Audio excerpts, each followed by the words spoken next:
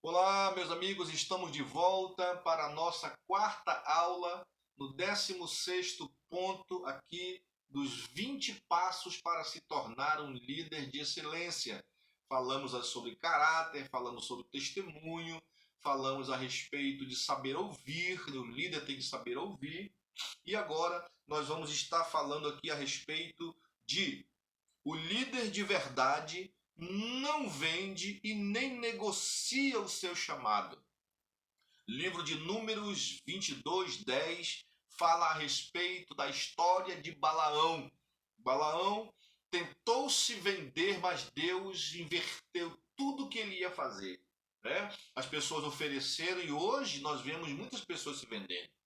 Nós vemos muitos líderes vendendo o seu ministério para políticos, para empresários, e nós não devemos fazer isso. O chamado é de Deus e nós não podemos vender nem negociar com aquilo que não é nosso. Outro que negociou aqui o seu chamado, Gênesis 27, Esaú. Esaú aqui negociou aqui a sua herança. Esaú, como Esaú poderia se tornar um grande líder após o seu pai, né? Era para a história era para ser, Abraão, Isaac e Esaú. A história era para ser isso, mas por causa da falta de caráter, por falta de guardar aquilo que Deus entregou, de não negociar, de não vender, ele vendeu ali a sua primogenitura, ele vendeu ali. Infelizmente, ele se tornou esse exemplo. Judas Iscariote se vendeu por 30 moedas de prata. Né? 30 moedas ele vendeu o seu líder. Ele vendeu ali uma história bonita. Os apóstolos hoje são lembrados, são exemplos para nós. E como é que Judas é lembrado? Lembrado por aquele que vendeu, que negociou o seu ministério e negociou a sua chamada. Louvado seja Deus. 17º ponto. Os irmãos percebem que eu passo um pouquinho rápido, mas quando estivermos na sua igreja fazendo esse curso, nós vamos ter mais tempo para detalhar as coisas. Aqui só é uma pincelada, tá bom? Para que você fique aí com vontade de querer mais. 17º ponto. O líder de verdade valoriza o seu chamado, como José valorizou, como Sansão não valorizou.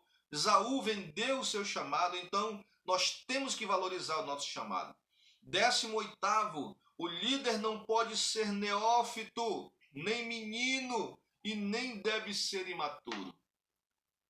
Aí já vem uma parte aqui, uma puxadinha na orelha dos pastores e dos líderes, daqueles que chamam esse líder, daqueles que escolhem, né? Porque a Bíblia diz que você tem que ser provado para ser aprovado. Então quem é que prova você? É aquele que está acima de você. É o seu pastor, é a igreja que observa o teu ministério, que observa que você é um crente obediente, que você é um crente que é servidor, que é mordomo na casa de Deus. Aí dá um toque no pastor, o pastor começa a observar a sua vida, ele não pode ser menino. Por que ser menino? Não está falando aqui de idade, gente. Está falando de maturidade. Tem pessoas que têm 60 anos, mas parecem menino. Se emburra por qualquer coisa, entrega o ministério, entrega a igreja, entrega tudo, né? E não é um bom líder aí nessa área. Nem pode ser neófito. Não, eu não vou estudar, eu não vou me preparar. É o pouquinho que eu sei, o Espírito Santo me dá na hora. Eu enfrentei isso em alguns lugares.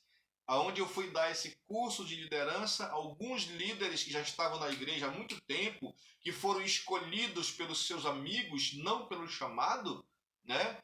Eles foram escolhidos porque era coleguinha do pastor, era coleguinha do irmão, porque ele era legal, né? Mas não tinha conhecimento nenhum e permaneceu daquele jeito. E acha que as coisas ainda são feitas hoje no machado e na marreta. Né? Aquele que faz assim, fecha o olho e vou abrir a Bíblia, aonde eu abrir eu vou pregar. Não pode ser neófito. Você tem que ter conhecimento, você tem que buscar, estudar e se preparar para que você seja um bom líder. 19º, para nós chegarmos aqui ao final aqui de nossa quarta aula. 19º, o líder tem que ser sóbrio e ter discernimentos e não tomar decisões precipitadas. Me lembra aqui a história de Jefté. Jefté ia sair para uma batalha de Israel e de repente veio no seu coração, Deus já tinha dito que ia lhe dar vitória. Leia aí, livro de Juízes, capítulo 11, verso 30 e 31. Deus havia dito que ia dar vitória para ele. E ele tomou uma decisão precipitada, na pressão, na euforia. E ele disse que a primeira pessoa que aparecesse na porta quando ele voltasse com a vitória, ele ia oferecer em sacrifício a Deus. E quando ele voltou, ele se arrependeu do voto que fez, precipitado. Por quê? Ele encontrou de volta a sua própria filha. Alguns historiadores dizem que ela não foi entregue, alguns historiadores dizem que ela foi somente entregue no templo, que não foi morta nem sacrificada, mas isso aí não vem ao caso. O que vem ao caso aqui foi a decisão precipitada, de Jefté. Não tome decisão precipitada, nem tire conclusões antecipadas. Muitas vezes nós queremos julgar as pessoas pela aparência. Nós queremos julgar as pessoas pelas suas vestes. Queremos julgar as pessoas pela maquiagem que usa, pelo sapato que usa. Não devemos tomar decisões baseadas em aparências, mas temos que conhecer, não tirar conclusões antecipadas.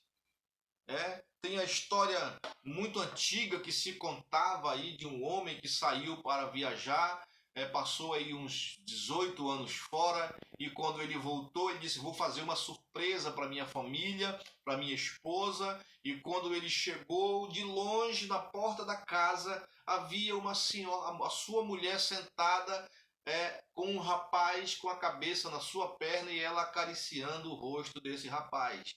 Ele logo ali detectou que estava acontecendo uma traição e imaginou, porque ele viu a cena, minha mulher com o rapaz se agarrando aí, fazendo carinho. Ele, de longe, ele puxou o revólver e atirou, matou o rapaz. Quando ele chegou próximo, a mulher dele disse: esse rapaz era teu filho. Quando você saiu daqui, quando eu fiquei grávida, e esse rapaz tinha 18 anos, então ele matou o seu filho, porque tomou uma decisão precipitada, sem pensar, sem ter certeza. Então, um bom líder não pode tomar decisões precipitadas. Ele tem que parar, analisar, pensar e agir conforme a direção de Deus. E para nós encerrarmos aqui, esse o 20º ponto aqui, o último ponto das nossas 4 aulas: você só será um grande líder quando você estiver pronto para perdoar um amigo que negou que conhecia você. Livro de Lucas, capítulo 24, 56 a 60 é o versículo. Você está pronto para perdoar quem lhe traiu, quem lhe enganou, quem mentiu para você? Você está pronto para engolir muitas coisas calado e perdoar as pessoas? Se você não está, se você é aquele que guarda mágoa, que guarda rancor, então desista do seu ministério, porque você não tem chamado. Porque você só estará pronto para ter um ministério abençoado de liderança quando você estiver pronto para perdoar. E perdoar, irmão, não é só colocar na gaveta e guardar. Perdoar é esquecer, é não mais lançar em rosto, é jogar para fora. Você só será um grande líder quando você estiver pronto para lavar os pés daquele que o traiu. Livro de João, capítulo 13, verso 4 e 5. Eu estou encerrando aqui agora esses 20 passos. Nós vamos ter as outras aulas daqui para frente. Então, quando você estiver pronto para se ajoelhar nos pés daquele que te traiu, daquele que disse que não conhecia você, Jesus pegou uma bacia com água, sabendo que Judas ia trair, mas mesmo assim, ele com humildade baixou a cabeça. Para quê, irmãos? Para nos dar exemplo, para que nós venhamos a ser líderes que sabemos perdoar, que sabemos lançar no mar do esquecimento tudo aquilo que foi feito. Ah, pastor, mas me caluniou, eu também fui caluniado. Quantas calúnias eu já não tive no meu ministério? Quantas calúnias eu já não tive na minha vida? Então eu preciso perdoar, porque eu não sou lixeiro para estar carregando ali um saco de lixo nas minhas costas ali o resto da minha vida. E para concluir aqui, ser chamado para o ministério, para liderar o rebanho do Senhor é um privilégio que poucos têm. Então façamos com amor, respeito e responsabilidade, porque a quem muito é dado, muito também será cobrado.